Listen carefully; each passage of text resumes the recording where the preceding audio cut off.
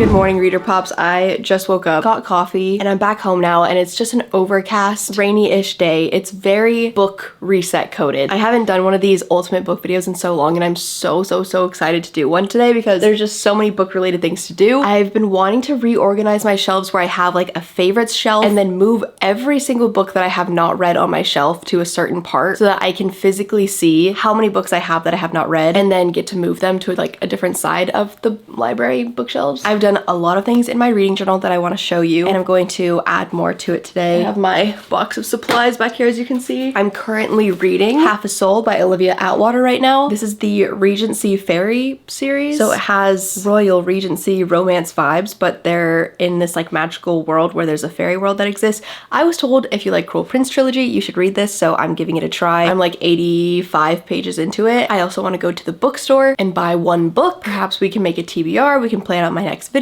It'll just be a fun time, a fun and cozy time. I think right now I'm going to turn on Katie's readings vlog. I was watching her new one, and start adding something to my reading journal for April. I guess I can just show you the updates right now in my reading journal. This is what the reading log is looking like. I added this DNF tracker so that I can track whenever I stop reading a book, what page I stopped at and what the reason was and what date, which is actually gonna be really helpful because if I DNF a book, I typically forget what page I stopped at, and this will help me be able to go back to books that I DNF. I copied this one from Pinterest, but I love it. But the thing is, I messed up spelling January because it was my first time using this Tombow pen and I've never written in it before, so I messed up the U. But I love what this looks like. And then I made this little calendar, main channel videos, vlog channel videos. Obviously I did this retroactively. It is not January anymore, but I hadn't made any of these spreads yet. And then I have my January reads, my February spread. This was my February schedule. I've been adding these to my reading journal because I typically do these where I have like a video schedule type thing. So I'm just adding it to the reading journal to keep everything in one place. This is the new releases for 2024, and I've actually already read a lot of these. I need to print out one more for here. And then I had my March schedule. I'm gonna show this one from afar because it has spoilers for videos, but I started just writing the title of a book and then the characters, the synopsis, and the review because I really want to write more while I read a book so that I can remember it more. Even just like writing plot points I want to write down. I just don't want to spoil books for anyone if I do these videos, so just look from far away. It's not very pretty yet. Yeah, now I need to do my April, or actually I need to make my February and March reads and then my April schedule. Ta-da! I got ready for the day. I actually have to go to the bookstore right now because I'm making a TikTok for Skims, which I am in right now. They're actually like insanely comfy. It's kind of crazy. But the concept for the TikTok is that I'm going to go to Barnes & Noble, stalk other people who are shopping, and then buy the book that they buy. So that will be interesting. I hope there's enough people at the bookstore today. Actually, I didn't think about that. We might get some interesting books. But I will also buy the book that I want to buy, which you will see. I can still remember the first time that we kissed, feeling light as a feather. I always wanna feel like this, but at some point we messed up, right, sugar? And when we fight, no one wants to stop, and as time goes by, I wonder, can we reverse the fall?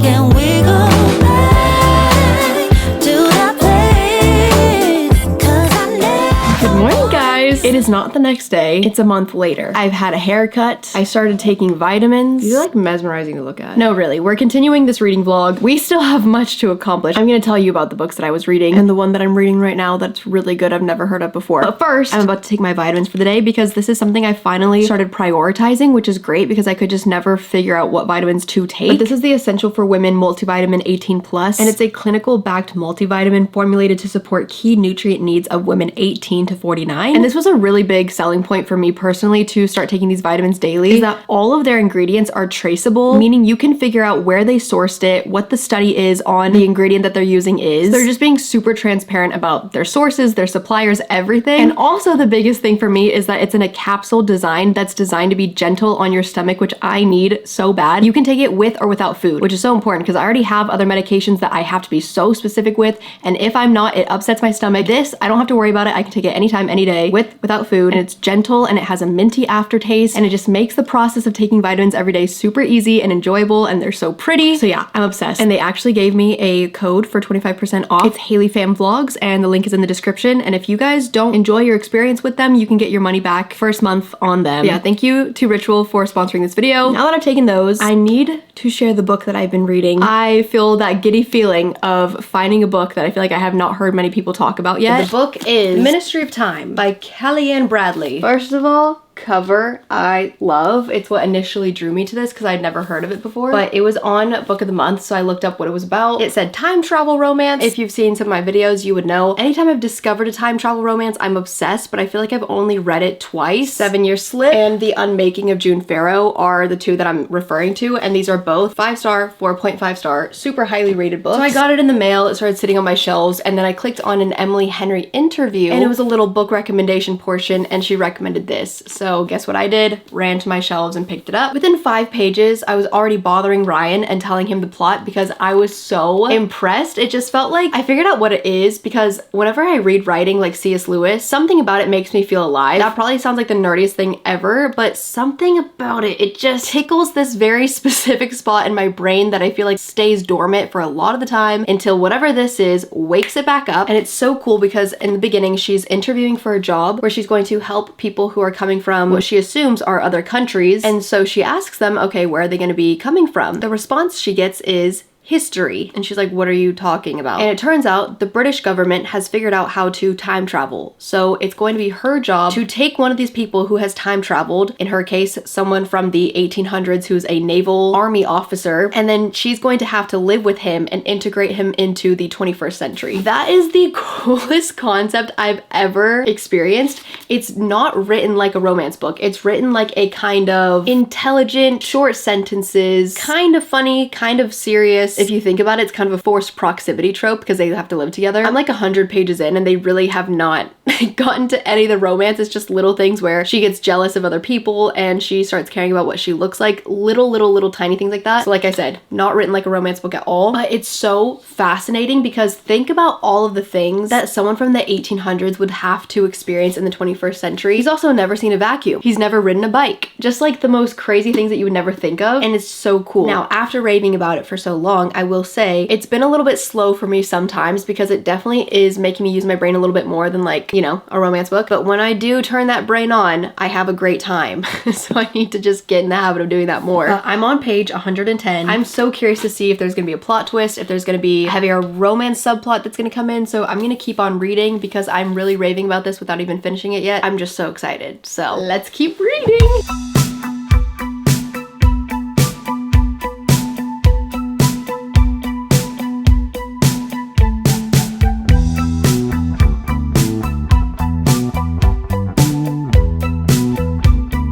This quote is insane. They fed us all poison from a bottle marked prestige, and we developed a high tolerance for bitterness. Hello? That's insane writing. That's not okay. This is not okay. This is not okay.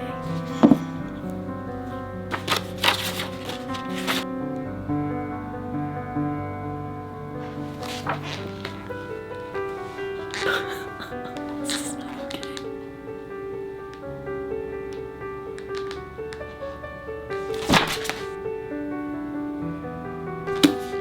5 stars. This is ridiculous. Like, I don't even understand my reaction to this book right now. I feel like the reaction I'm having is deeply personal, and I cannot guarantee that you will have this reaction to this book. Bruh.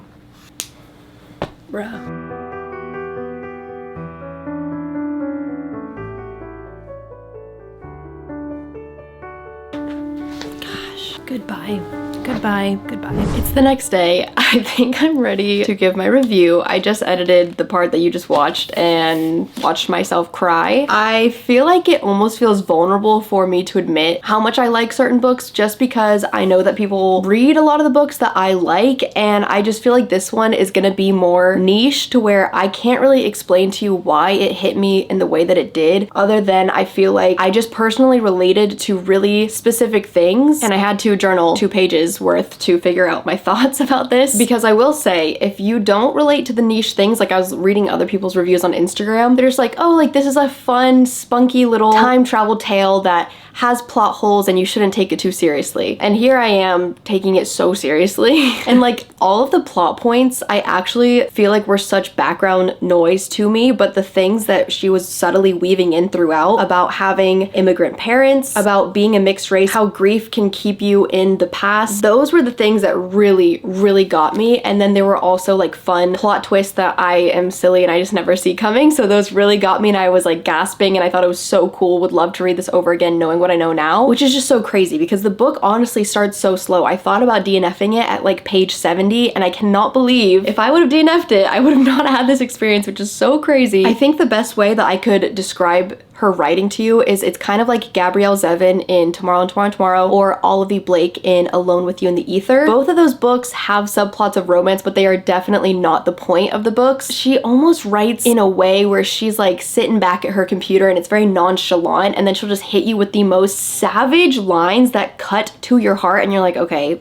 awesome. What am I supposed to do with that? Like, how do you write like that? I can't even find it anymore, but she really starts off like every new sentence with what the weather was like that day, and there was a thunderstorm going on, and she described it as like the sky being a kitchen and one of the big pots or pans fell from the cupboard. And I just thought that was so creative. I'm kind of paraphrasing it, but just little things like that. If you really appreciate good writing style or unique writing style, I feel like you will love this book. I feel like this book definitely takes some brain power. It goes back to some history, plot points that I didn't understand a lot of the words that she was saying in those, but I understood the point of what was going on, so I was like, okay, this is fine, just keep moving on. But then the romance, when it did happen, was so good. I was giggling, throwing the book. I'm just gonna read the last 3 sentences of the book, and it's not, in my opinion, spoilers at all. It's just kind of a theme that really hit me at the end, but you can skip to here if you don't want to see that. The truth is, it won't get better if you keep making the same mistakes. It can get better, but you must allow yourself to imagine a world in which you are better. Forgiveness, which takes you back to the person you were and lets you reset them. Hope, which exists in a future in which you are new. Forgiveness and hope are miracles.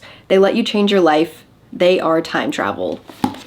That quote gives me chills. I just not read a little quote like that in a book that's actually felt like it's changed my perspective on my own life in that significant of a way, and how grief is something that can keep you in your past, and that is time travel in and of itself a little bit. And if you can have forgiveness to where you don't have regrets and then also have hope for your future, forgiveness and hope are literally gospel. Like, that's crazy. There is like 2 or 3 pages, I think, of on-page spice, which was kind of jarring. I feel like this book could have gone without, but yeah, I think that's all I can say about it. It's 5 stars.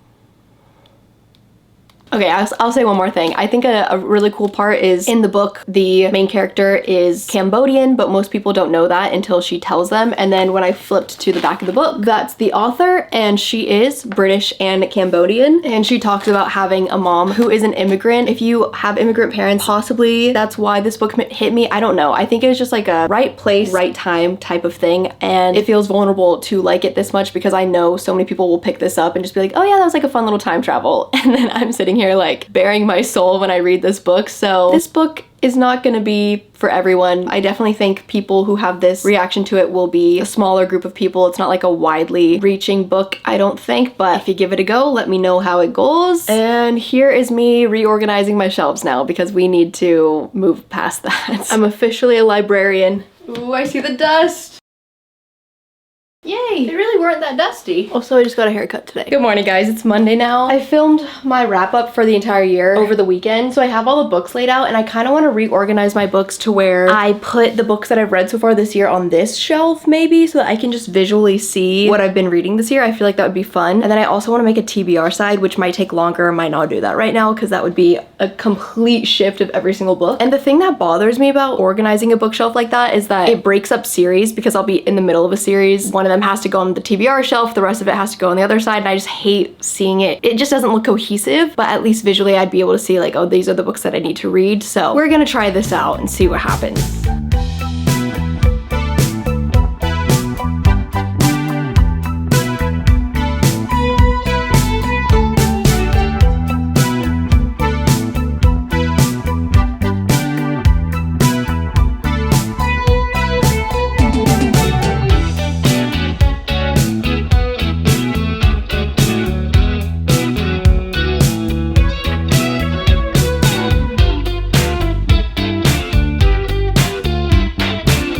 This is actually huge. This is the first time I've used one of the top shelves. And I had to like scale the library wall to get up there. But my first time having books up there. We're already 3 months into the year and this is what I've read so far, and it doesn't even fill up a shelf, which is kind of motivating, I guess, to keep reading. So there's the reorganization. So here are the romance books, and then these are some of my 5-star reads right here. And then I put like literary fiction up there. That's crazy. It looks so much more full up there now. I still have room to do like TBR stuff here, I think.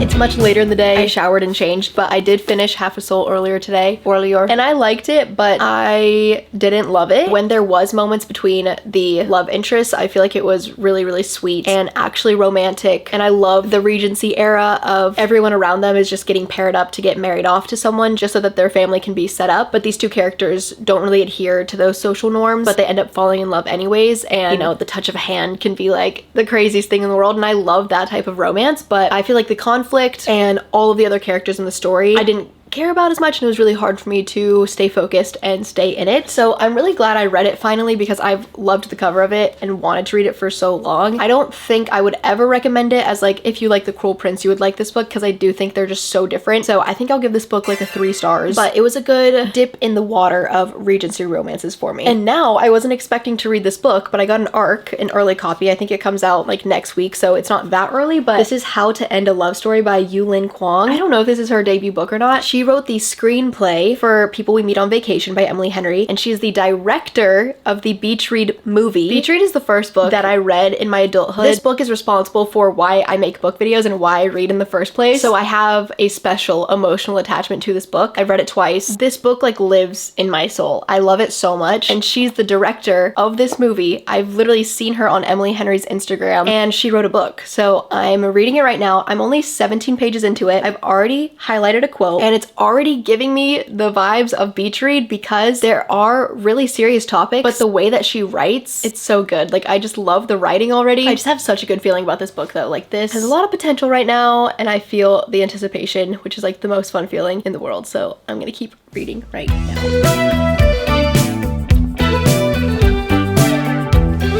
We've time traveled again in this vlog, as is the theme of the books I've been reading. Weird. But I finished How to End a Love Story quite a while ago, and I feel like I've just talked about it so much in a main channel video, my April wrap up. And I feel like I'm just gonna be saying the same things over and over again. Basically, the consensus of this book is I liked a lot of the quotes, meaning I think her writing is great, but I did not like this situationship that was taking place. Although this is funny and leads me into my next book that I want to talk about, because I gave this one a lower rating because I didn't like the Friends with Benefits situation, 3 stars. But then I went to a place called the Book House Hotel in Pennsylvania, and I filmed a 24-hour reading video with Sarah and Destiny, which is so fun. Go watch that video if you haven't seen it already. Literally amazing. And in it, I was reading Love Interest by Claire Gilmore, which is actually a very full circle moment because in this vlog on my vlog channel, Destiny chose this book for me randomly just based on the cover, and this ended up being basically a 5-star book. I want to reread the ending just to make sure I wasn't delirious in my 2 a.m. stupor and I misjudged that it's a good when it's not, because I do think it's good, but this book kind of has a situationship in it, and yet it's rated so highly in comparison to this one, so I don't really know how to explain it anymore because clearly that was not the issue. Who knows? I just found this one way more romantic. This one is like a New York City workplace romance, and similar to this book, nothing on the backs of these books would have given away that I would relate personally to the main characters, and yet I did. They work in finance in New York City. I definitely cannot relate to that, but it was enough to where I was like, whoa, I'm invested in this book. This is so interesting to me. And I just thought a lot of the banter was funny.